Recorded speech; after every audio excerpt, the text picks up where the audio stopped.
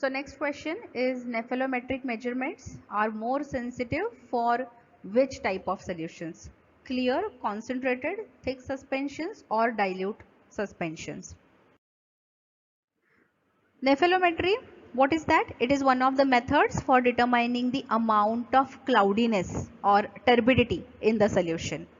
And are there any other methods to determine this cloudiness or turbidity? Yes, there is one more method which is called as turbidimetry. So turbidimetry and nephelometry, they determine turbidity. Now what is turbidity? Turbidity is nothing but the presence of suspended particles, suspended insoluble particles in the solution. Means it is not the clear solution.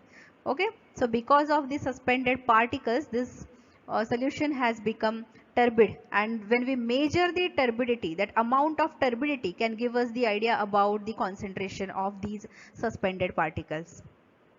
So if you see here, through this solution where the particles are present, I am passing a light through this solution.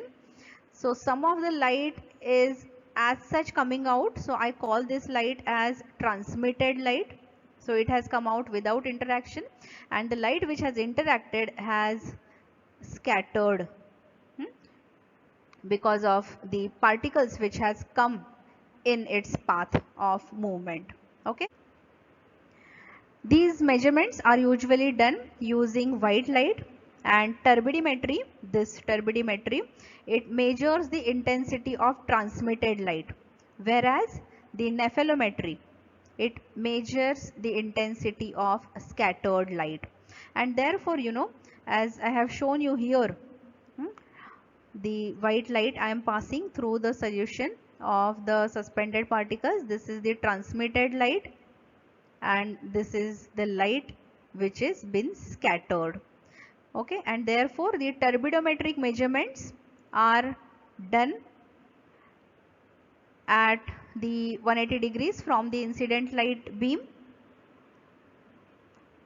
and the nephelometric measurements are usually done at the right angles to the incident light beam. And when it comes to the choice of the method, which method is to be used, so that depends on the nature of the sample. So if the sample is highly concentrated, for such samples we use turbidimetry method, and when the samples have low concentrated dilute solutions, then we use nephelometry, okay, which gives accurate results for the dilute solutions.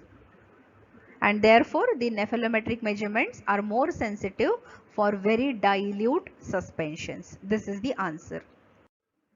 Next question is, energy absorbed in UV region produces changes in which of the energy levels, whether it is rotational energy, vibrational energy, electronic energy, or all of the three. So these energy levels, that is rotational, vibrational and electronic energy levels, these are responsible for the properties of molecules, and from these properties of molecules we can find out, we can predict the structure, molecular structure of the sample. So the various methods from quantum mechanics and information which is used from the spectra, molecular spectra, can help us to elucidate the structure of the unknown compound. Now if we look at the energy levels, so I'll draw here the ground state. This is the ground state of the molecule. Then there is first excited state, the electronic energy level, second excited state, the electronic energy level 2. In between these electronic energy levels, there are these vibrational energy levels. And in between these vibrational energy levels, there are rotational energy levels. Okay, so to move from ground state to the excited state, that is to next electronic energy level, the molecule, the electrons, they require more energy, which is usually provided by the UV radiations of the electromagnetic spectrum, the wavelength of which is ranging from 200 to 400, rather to be very precise 380 nanometers. These UV radiations, they involve electronic transitions, whereas we have the less energy radiations, that is IR radiations, which are longer than 100 micrometers. They involve the changes in rotational and vibrational transitions. So that answers our question, that is energy absorbed in UV region produces changes in the electronic energy of the molecule.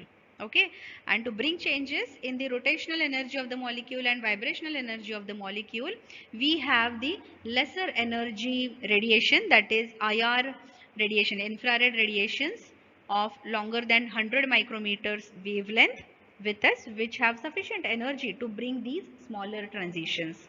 I hope you have understood the concept. If you have any doubt, you can type in the comment section, and stay tuned to my channel for the next set of questions from the old question papers of GPAT. All the best.